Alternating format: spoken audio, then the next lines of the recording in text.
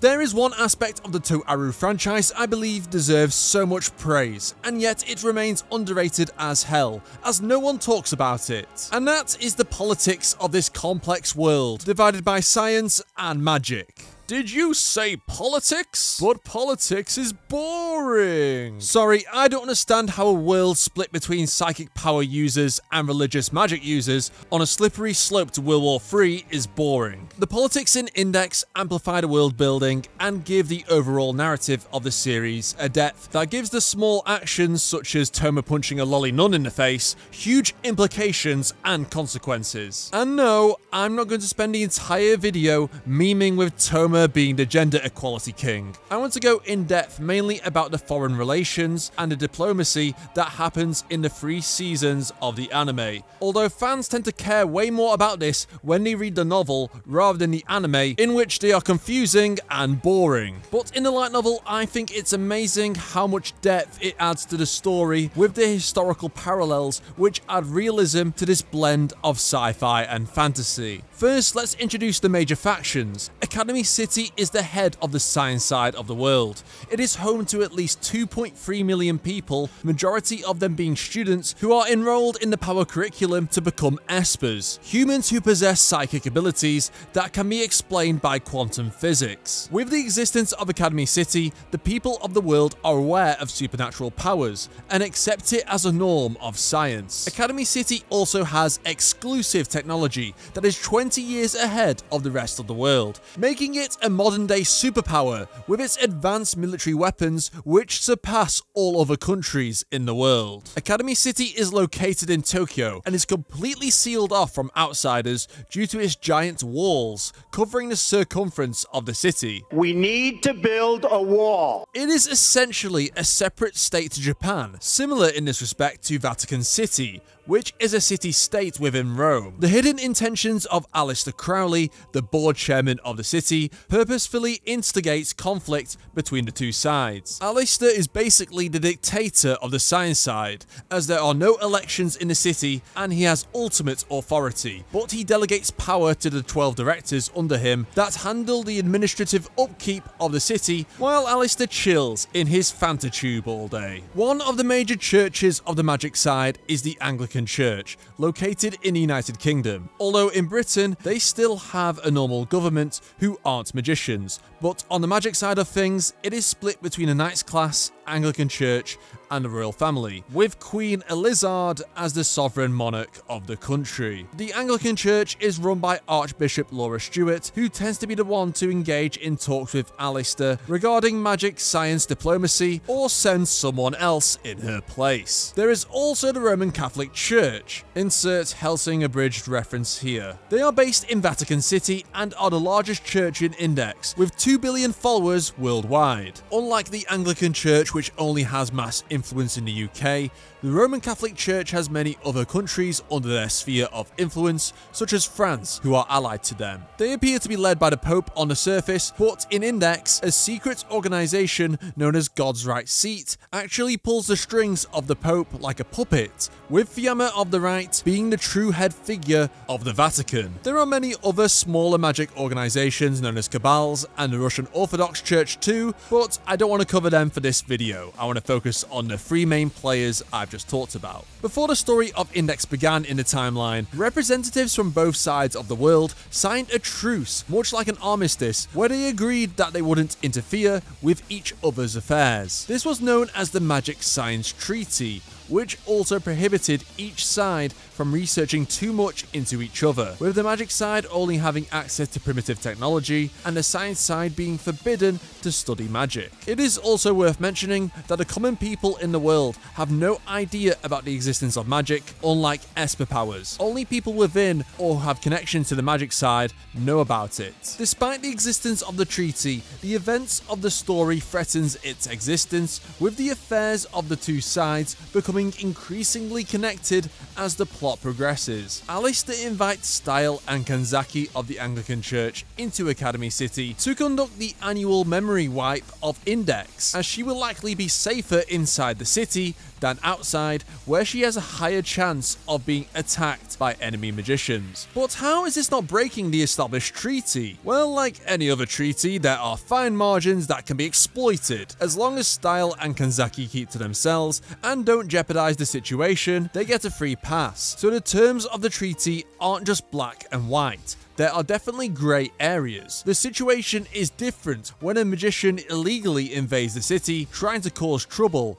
like Aureolus Izzard or Sherry Cromwell, as this threatens the balance of the entire world, with it potentially causing a war. In order to resolve this, Alistair and the Anglican Church work together without needing to escalate the actions of individual magicians into a global crisis. This fear and unwillingness to cause a world war is reminiscent of the appeasement policy that Britain adopted during the 1930s, with Hitler constantly taking territories that didn't belong to Germany, and yet nothing was done to stop him, as Neville Chamberlain, the British Prime Minister, didn't want a repeat of the First World War. Too bad, because he got it anyway. While Alistair appears that he doesn't want a war, he forces Toma into situations involving the magic side, reassuring the Anglicans that Toma is just a level 0, without the knowledge or skills to understand magic side secrets, which would therefore keep the treaty intact regardless, as the strongest level 5 espers have the reputation of being the equivalent of nuclear weapons. So if Alistair sent one of them to intervene, it could antagonize the entire magic side. But Toma has a hidden weapon, Imagine Breaker, which allows him to negate any supernatural ability, giving him the hidden power needed to be a useful chess piece. That is why when Toma intervenes and stops the plans of the Roman Catholic Church outside of Academy City, that they then have suspicions about what Alistair is trying to do. But they still don't declare war yet, as the Pope knows it's a last resort as such. Similar to real life history, Alistair is also biding his time for the opportune moment for when his assets are ready to deploy against the magic side, that being Kazakiri Hyoka and Iwaz, preferring that the Roman Catholic Church boils over, which could cause conflict within the magic side itself, as due to the healthy diplomatic relations between Alistair and the Anglican Church by safeguarding Index within Academy City, and Anglican magicians helping Academy City against the actions of the Roman Catholic Church, these two are essentially allied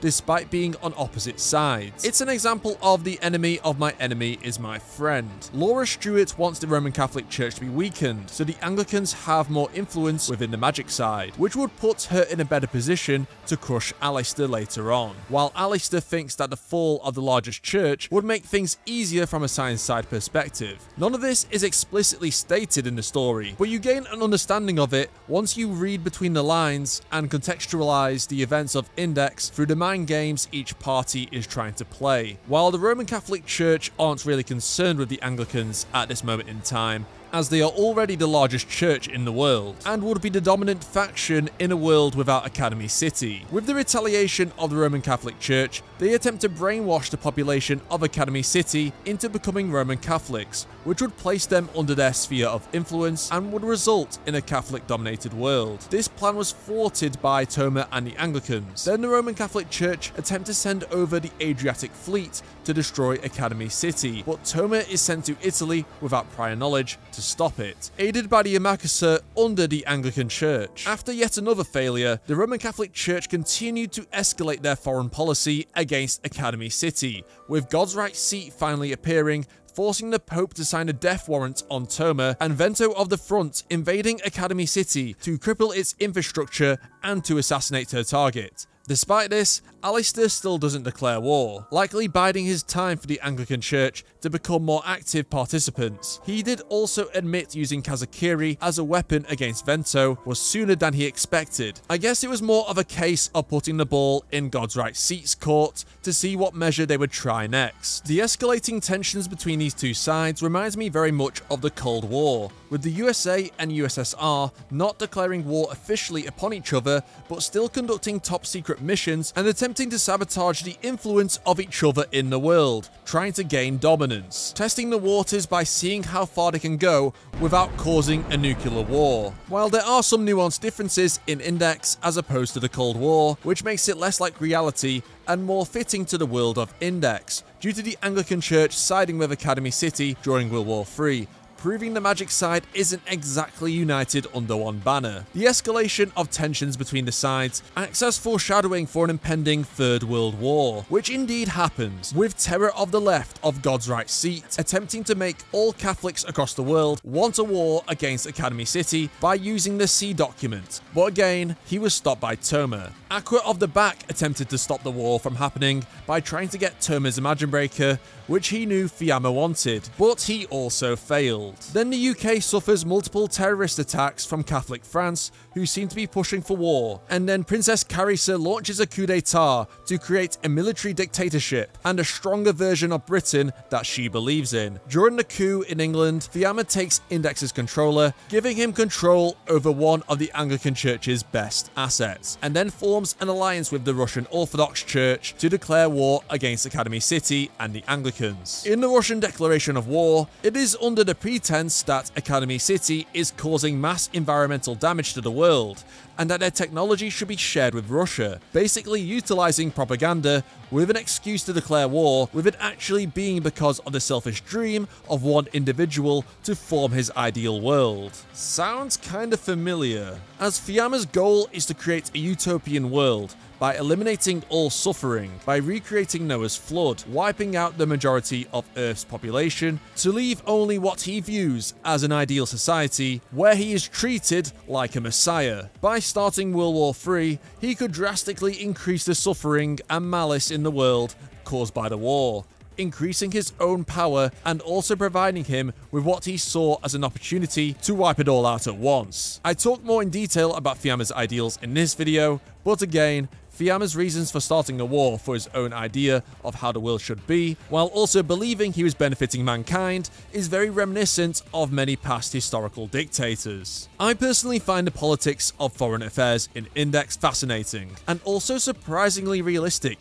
with how wars can actually start. I think it's such a relevant message in the modern day, by presenting a divided world, with multiple states playing cat and mouse in an attempt to gain wider influence and power over each other, while also trying to avoid a potentially apocalyptic war, as it only takes one person like Fuyama to start the flames which could doom humanity, with figures like Alistair and Laura working behind the scenes pretending they want peace by maintaining strong diplomatic relations, while under the guise of preparing for war when it benefits them. The fact that Index works with this grand wider context of an impending war between magic and science, while focusing on Toma, who is basically just a piece of the chessboard dealing with seemingly smaller scale issues at face value, I think it is such a unique way to tell a story that involves complex issues. What do you think about this aspect of the story? And also check out my other videos on screen right now if you enjoyed this one.